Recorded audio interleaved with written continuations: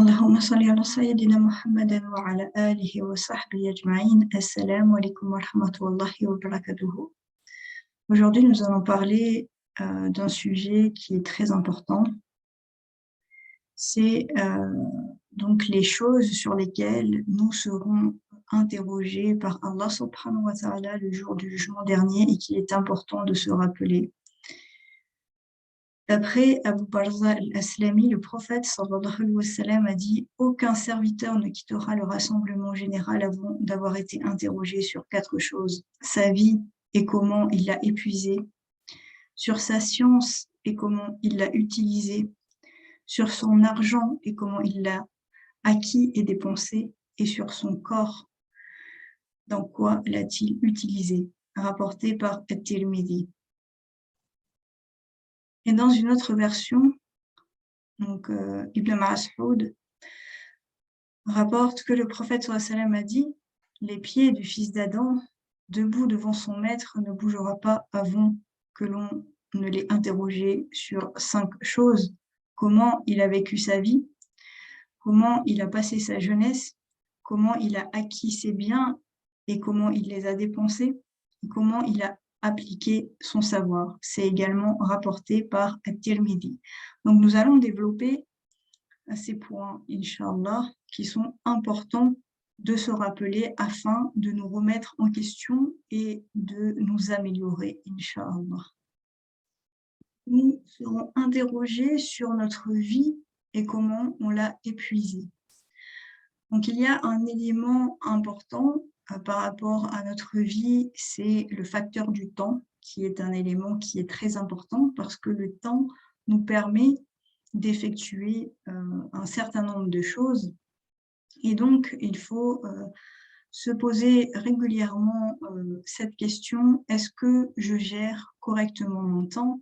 Est-ce que je fais des pauses dans ma vie pour me remettre en question ou est-ce que je cours après ce bas monde? Donc, il faut savoir que le temps est très important puisque c'est le seul élément que l'on ne peut pas récupérer lorsque le temps est passé. Donc, on ne peut pas récupérer ce temps que l'on a perdu. Donc, il faut se poser la question, est-ce que j'essaye de vivre comme un étranger de passage sur terre, comme le disait et le faisait le prophète sallallahu alayhi wa sallam, ou est-ce que je suis attachée à ce bas monde? Est-ce que je donne du temps pour Allah subhanahu wa ta'ala? Est-ce que je laisse du temps pour assez de temps pour les actes d'adoration, pour apprendre ma religion, pour me rapprocher d'Allah subhanahu wa ta'ala, pour préparer mon au-delà, ou est-ce que je me dis que j'ai pas le temps, je me cache derrière de fausses excuses en disant non, je n'ai pas le temps, j'ai les enfants, j'ai le travail, je suis fatiguée, non, je ne peux pas apprendre à telle heure parce que je suis fatiguée, je ne peux pas me lever assez tôt parce que je suis fatiguée dans la journée, je ne peux pas apprendre parce que je travaille toute la journée ou que j'ai les enfants ou que j'ai ceci ou cela. Donc, on doit se remettre en question réellement parce qu'en réalité, on n'a aucune excuse. Allah subhanahu wa ta'ala nous a créés et il sait qu'il ne peut pas nous demander quelque chose dont on est incapable et il nous a demandé d'apprendre, de comprendre la religion, c'est une obligation. Et s'il nous a demandé cela, c'est qu'on est capable, mais c'est nous qui ne gérons pas notre temps, qui ne gérons pas notre vie correctement. Donc, il faut profiter de notre temps, utiliser son temps utilement, parce que on ne peut pas toujours repousser au lendemain. Chaque seconde nous est comptée et on ne peut pas dire je ferai cela demain et puis après-demain, non, je le ferai dans une semaine, ou, etc. Parce que tout d'abord, on ne sait pas quand Allah subhanahu wa ta'ala va nous rappeler à lui. Peut-être que dans une minute, Allah subhanahu wa ta'ala va nous rappeler à lui, peut-être dans 1 heure, peut-être demain, peut-être après-demain, etc. Donc, il faut toujours essayer de vivre comme si c'était nos derniers instants que l'on devait vivre dans ce bas monde. Et donc, c'est pour cela qu'il faut profiter de chaque instant pour préparer son au-delà. Et il faut penser au moment où Allah subhanahu wa ta'ala va nous poser la question: comment as-tu utilisé ta vie? Et s'imaginer notre réponse, est-ce qu'on souhaite lui répondre qu'on l'a passé à courir derrière le travail, à avoir toujours plus de biens matériels, à essayer d'avoir tel ou tel statut dans la société, à s'occuper de toutes les futilités de ce bas monde, ou est-ce qu'on préfère dire à Allah subhanahu wa ta'ala: j'ai passé ma vie à t'adorer, à me rapprocher de toi, à lire ta parole, à mettre en pratique ce que le prophète sallallahu alayhi wa sallam nous a enseigné, à transmettre ton message, à être utile aux gens, donc que ce soit les musulmans ou les non-musulmans, à faire de bonnes actions, à améliorer mon comportement, à essayer d'avancer vers toi. Donc, je dis pas qu'il ne faut pas avoir de projet, qu'il ne faut pas avoir d'amis, qu'il ne faut pas avoir de travail, qu'il ne faut pas être ambitieux dans cette vie, mais on ne doit pas en faire des objectifs en soi. Il ne faut pas oublier que ce bas monde est un moyen pour préparer son au-delà, et que la raison pour laquelle Allah subhanahu wa ta'ala nous a créés, c'est pour qu'on l'adore. Donc, il ne faut pas oublier qu'on aura des comptes à rendre à Allah subhanahu wa ta'ala, et un des comptes que l'on aura à lui rendre, c'est justement de ce qu'on a fait de notre vie, de la manière dont on a utilisé notre vie. Et donc, c'est pour cela qu'il faut utiliser notre temps de la meilleure manière, sans le gaspiller, et profiter de chaque occasion qui se présente à nous pour faire de bonnes actions. Et le temps est tellement important que Allah subhanahu wa ta'ala a justement parlé du temps dans Surat Al-Asr. Il jure par le temps, voilà, par le temps, l'homme est certes en perdition, sauf ceux qui croient et accomplissent les bonnes œuvres, s'enjoignent mutuellement la vérité et s'enjoignent mutuellement l'endurance. Hassan al-Basri dit que ce monde est constitué de 3 jours, d'hier, de demain et d'aujourd'hui. Il dit: quant à hier, il est parti en emportant avec lui les actes qu'on y a déjà faits.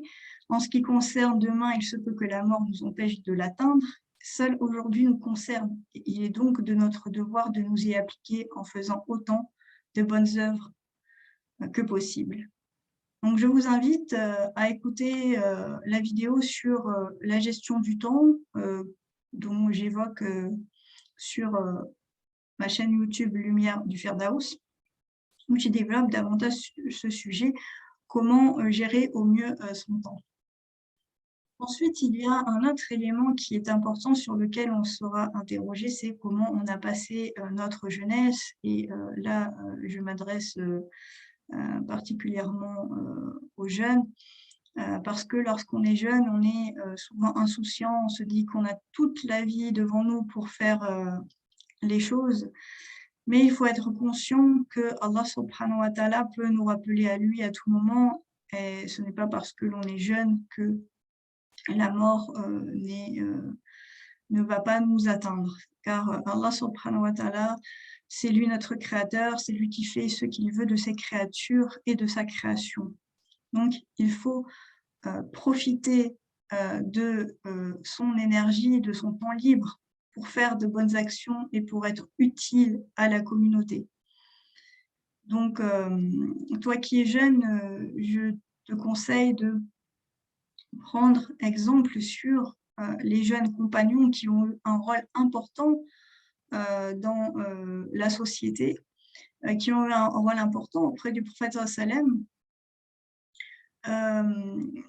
Donc, essayer au mieux de d'être utile dans cette vie, notamment si l'on peut être bénévole dans une association.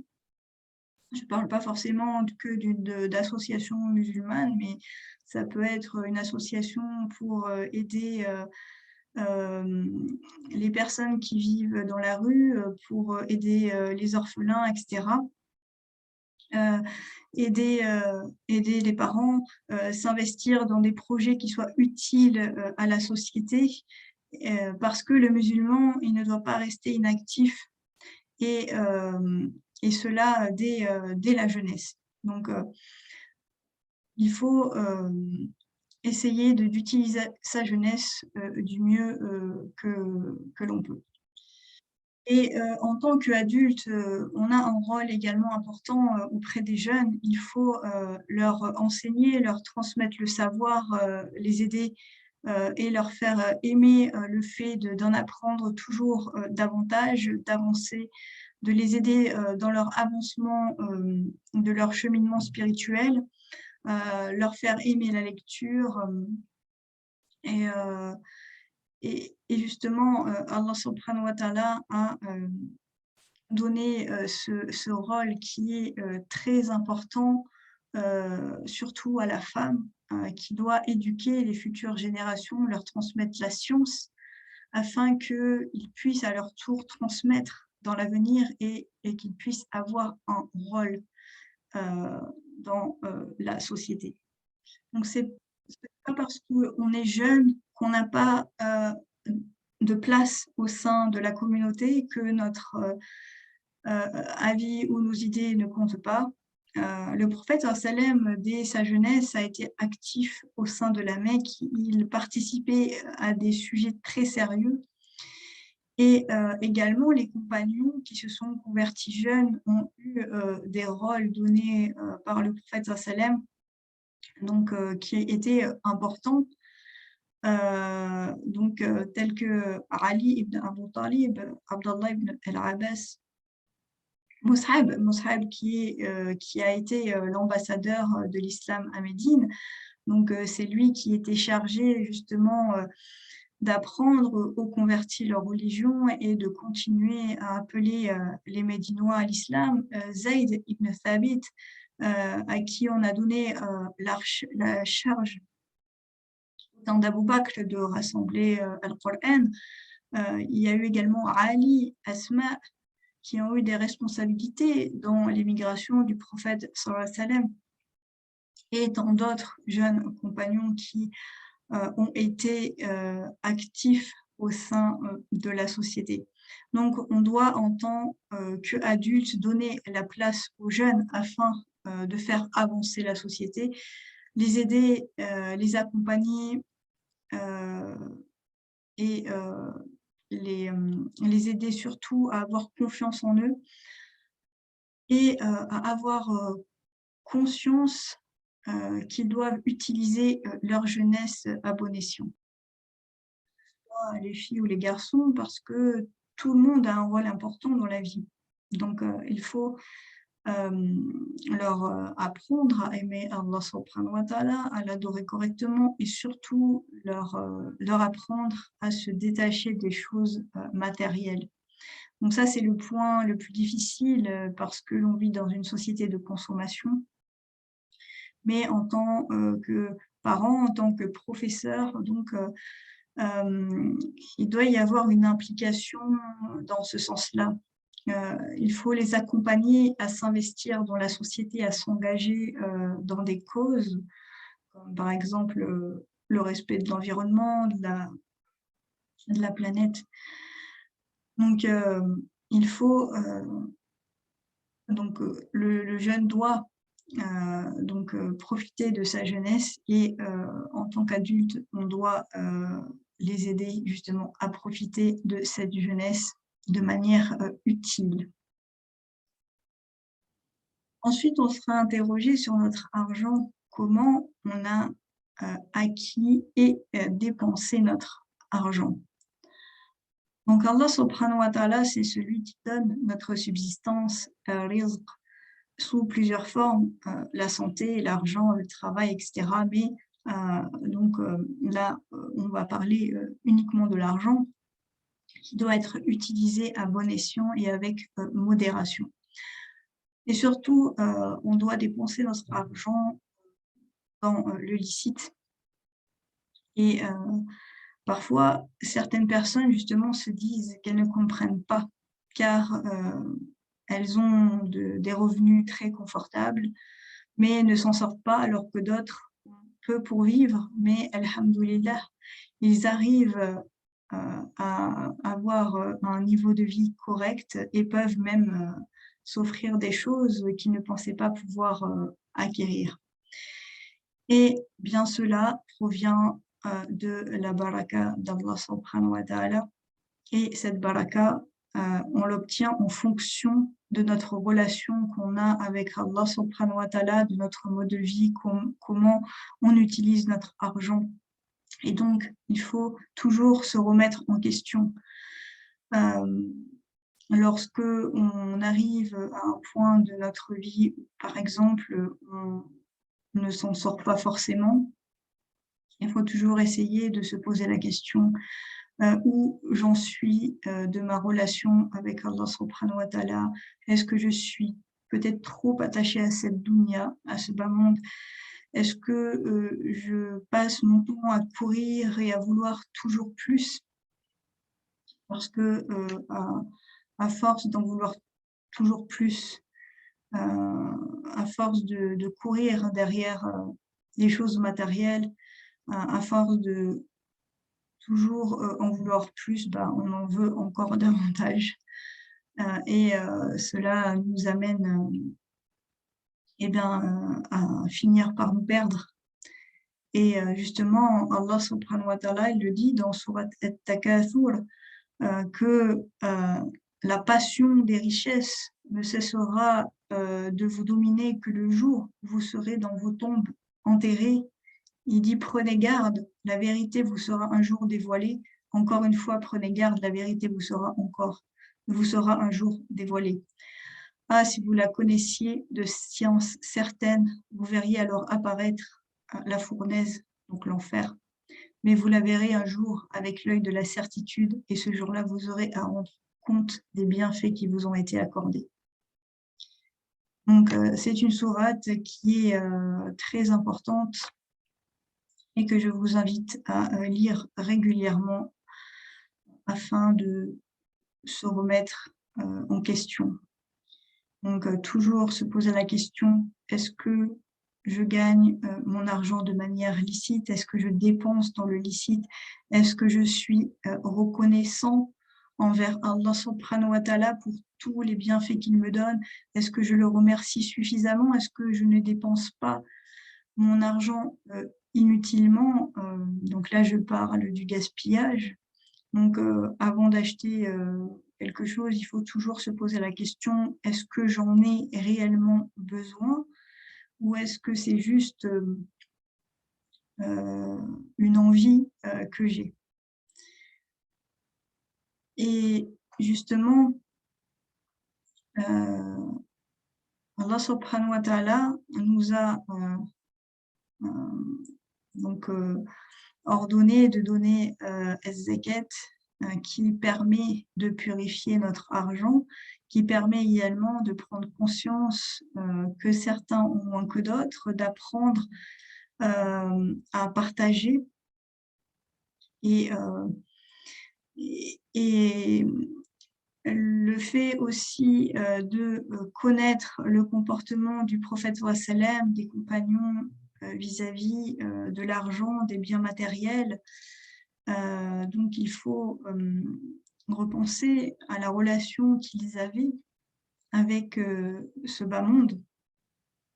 Donc ils vivaient avec ce dont ils avaient besoin et il donnait le reste donc, en sadaqa pour les pauvres, au service d'Allah subhanahu wa ta'ala. Donc voilà, ils dépensaient leur argent utilement,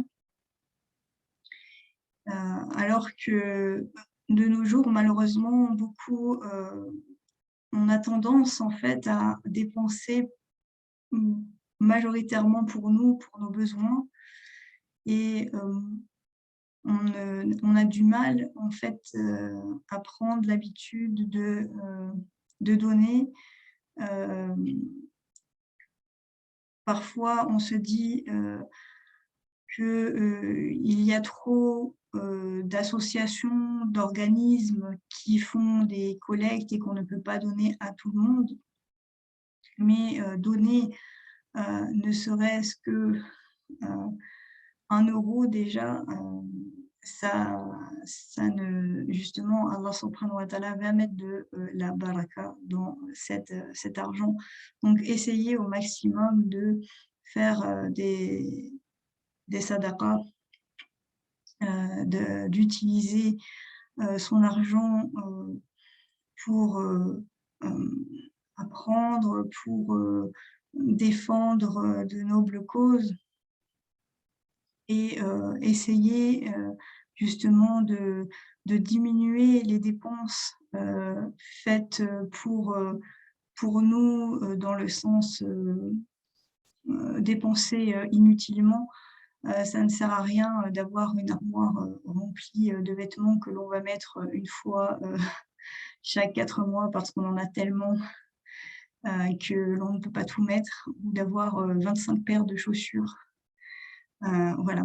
Il faut essayer de repenser son mode de consommation, de repenser sa manière de dépenser.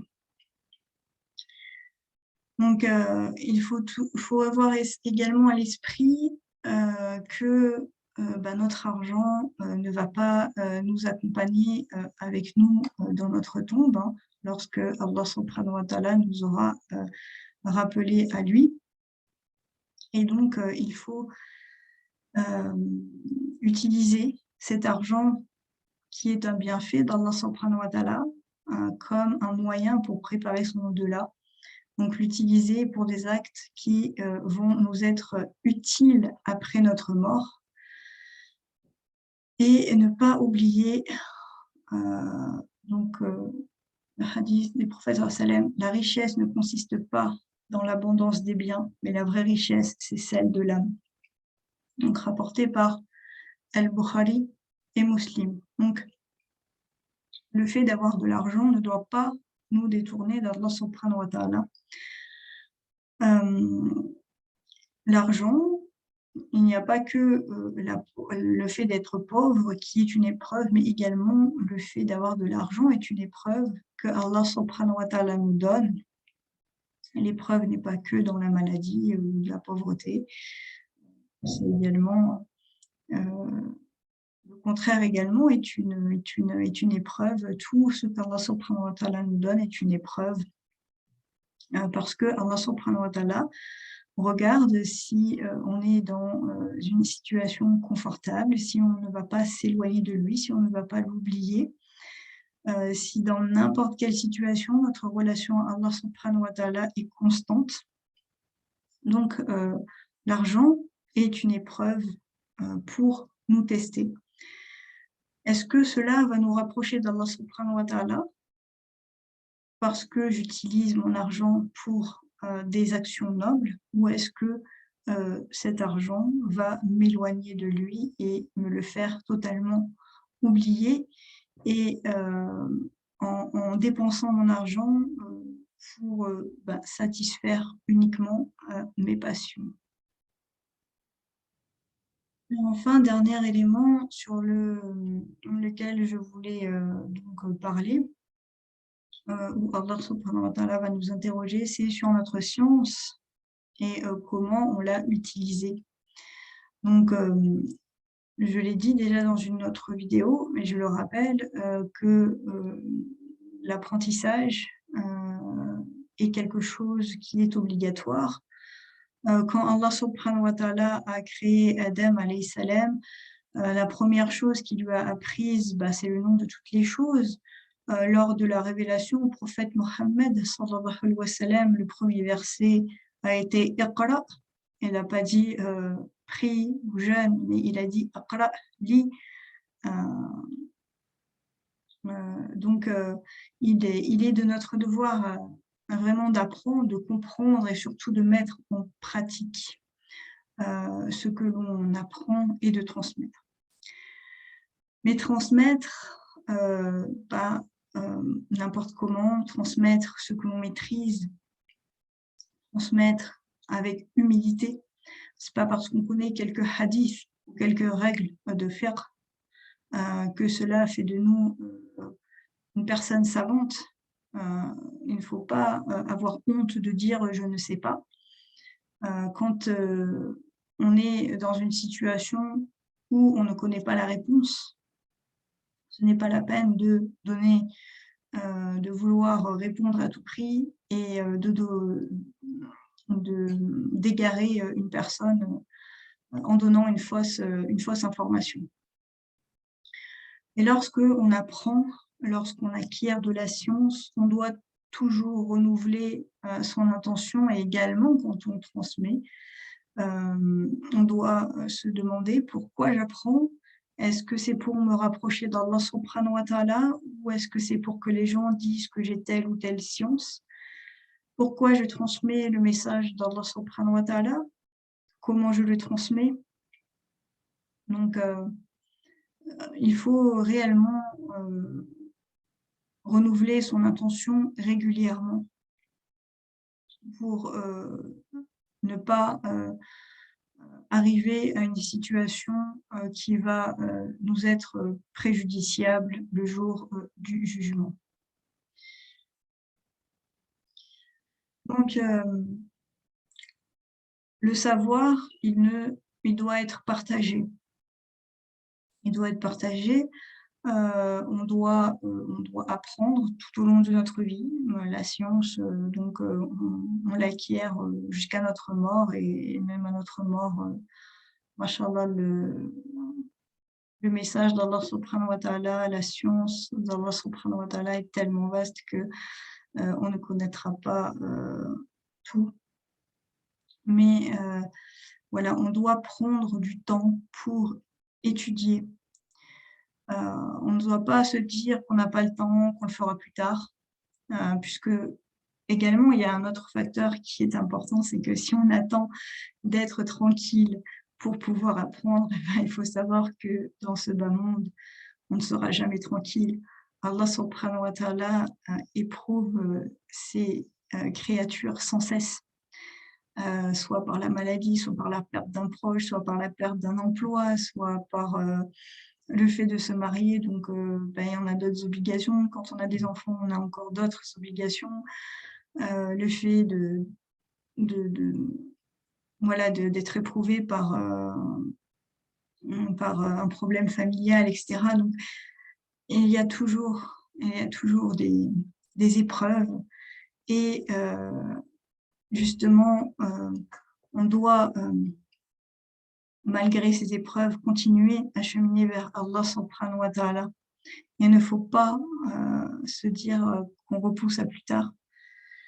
Il faut prendre le temps de méditer, de lire le Coran, de comprendre le message d'Allah subhanahu wa ta'ala parce qu'il nous a créés pour qu'on l'adore. Et on ne peut pas l'adorer sans le connaître, on ne peut pas pratiquer sa religion sans savoir comment la pratiquer. Mais toujours apprendre, et j'insiste auprès de personnes, de professeurs qualifiés, diplômés dans leur domaine. Donc voilà, je vous invite à écouter la vidéo sur la chaîne YouTube Lumière du Firdaus sur l'importance du savoir, où je développe davantage ce sujet. Donc ce hadith, il est extrêmement important puisqu'il nous rappelle qu'il faut apprendre à mettre Allah subhanahu wa ta'ala au centre de notre vie. Donc là, le mois de Ramadan, il vient de se terminer depuis quelques semaines. On a pris durant ce mois de Ramadan des habitudes, on a mis en place certaines habitudes, on a redoublé d'efforts pour lire Al-Qur'an quotidiennement, et donc il faut continuer à laisser ces habitudes qu'on a mises en place. Donc, puisque le mois de Ramadan, justement, Allah subhanahu wa ta'ala nous éduque à travers le mois de Ramadan, il nous rappelle qu'il faut mettre Allah subhanahu wa ta'ala au centre de nos vies, qu'il faut prendre du temps pour lui, prendre du temps pour connaître sa religion, prendre du temps avec sa parole. Et donc, toutes les choses que l'on a mises en place, il faut qu'elles perdurent le reste de l'année. Donc, continuer à lire le Coran quotidiennement, le lire ou l'écouter, en tout cas, ne pas rester un jour sans avoir écouté ou lu la parole d'Allah subhanahu wa ta'ala. Donc, en plus, l'écouter, on peut le faire à tout moment, lorsqu'on est en voiture, qu'on revient du travail, qu'on revient de l'université, etc. Se donner un moment pour prendre des cours de sciences islamiques avec un professeur, donc vraiment se mettre un moment dans la semaine, tout comme on arrive à se mettre des moments, on va faire du sport par exemple, on va pratiquer une activité, on va laisser un moment, on va apprendre sa religion. Et malgré les épreuves, ne pas lâcher, même si cela est difficile. Peu importe les difficultés que Allah subhanahu wa ta'ala nous met sur notre chemin, on doit rester constant dans notre relation à Allah subhanahu wa ta'ala, constant dans notre apprentissage de la religion, et on ne doit pas se faire dominer par nos préoccupations de ce bas monde, on ne doit pas se faire dominer par notre nefs. Donc je vous invite à relire ce hadith et à méditer sur ces différents points, Inch'Allah. Donc c'est un rappel avant tout pour moi que je voulais vous partager. Subhanallah wa bihamdika ashhadu an la ilaha illa anta astaghfiruka wa atubu ilayk. Assalamu alaikum wa rahmatullahi wa barakatuh.